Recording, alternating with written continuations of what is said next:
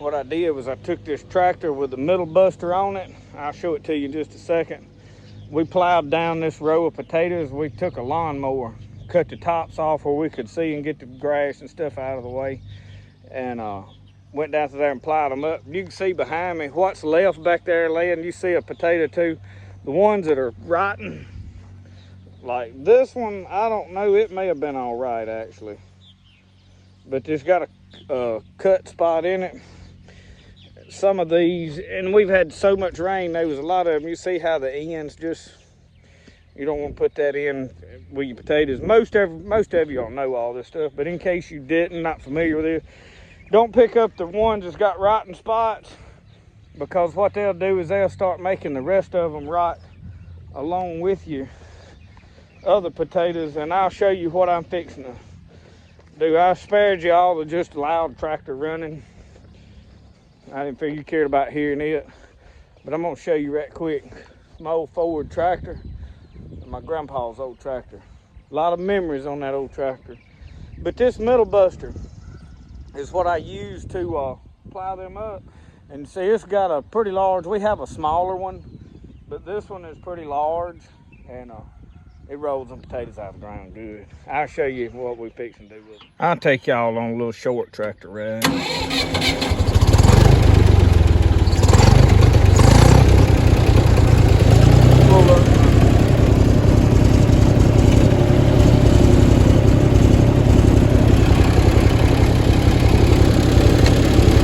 Put it in low gear. This old tractor runs pretty good. I've had to tinker on it every time we crank it up. Every time I get on this old tractor, I think about my grandpa Pete, and this was his tractor. He really tried to work a garden with it. Struggled a good bit with it. They was used to working with mules and stuff. The tractor was high technology to them. But he kept it running, and then it sat in the bushes for a long time till I got a hold to it. Of course, you can see it needs a good cleaning up. And I actually painted this, y'all, with a bomb can, rattle can painted it. Turned out all right. I did buy new stickers to put on it. Leaks more oil than it uses. It's all right.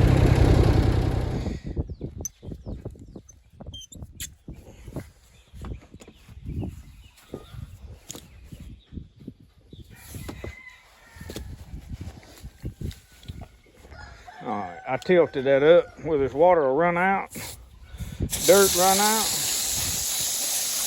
This is my method to the madness of cleaning them. Now, I'm not gonna wash so hard that it blows the skin off. So I haven't got it this gap wide open, but we're gonna get them washed down pretty good. You see that dirt's coming right on off of them. You see it dripping out down there. I get them washed, I'll show you where I'm gonna put them. All right, we got a good many potatoes right here. All right, what I've got here is a pallet. Covered it with chicken wire.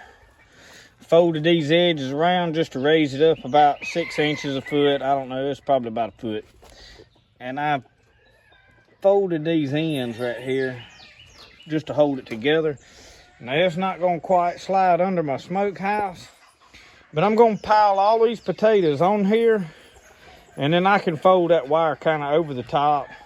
And I'm gonna slide it under there because you want to keep them off the ground where they can get air under them, and they need to stay dry. But I was gonna put them in a storm shelter that we've got buried, but I'm afraid that in the darkness they'll start sprouting.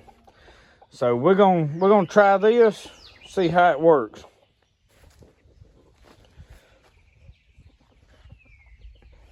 Well, we got all our potatoes on here. Now the challenge is, shut up, rooster.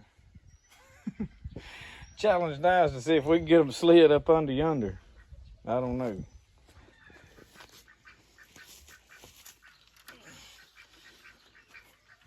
Good Lord. There's several 100 pounds of potatoes there, folks. Not to mention the weight of the pallet. I really didn't want to fold this because I'm going to be digging to get to them right here. But I did want to try to keep some of the critters. I don't want that poking holes in. But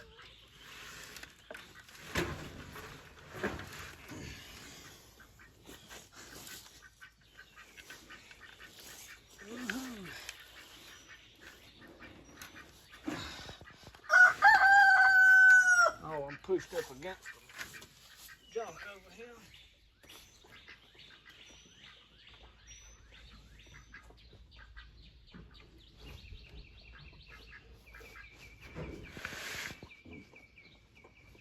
Now I'm making pushing.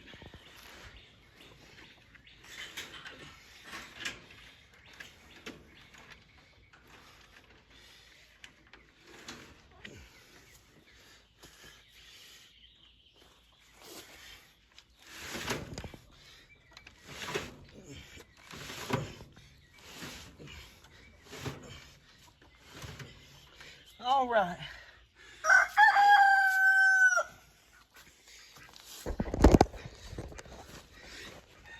Well, they under there, folks, and I can pretty easy reach over in here, get potatoes.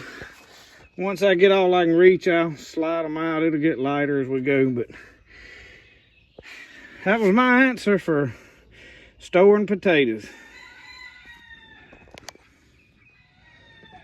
Thank y'all for watching my little video. Tried to make just a little short video on what's going on here. Wedged some of this little gardening stuff in between our hunting and fishing and building rifles and bows and whatnot. But thank y'all for watching. We'll see y'all next time on Spirit of the Outdoors. Remember, the best way to do things, the way you like to do it.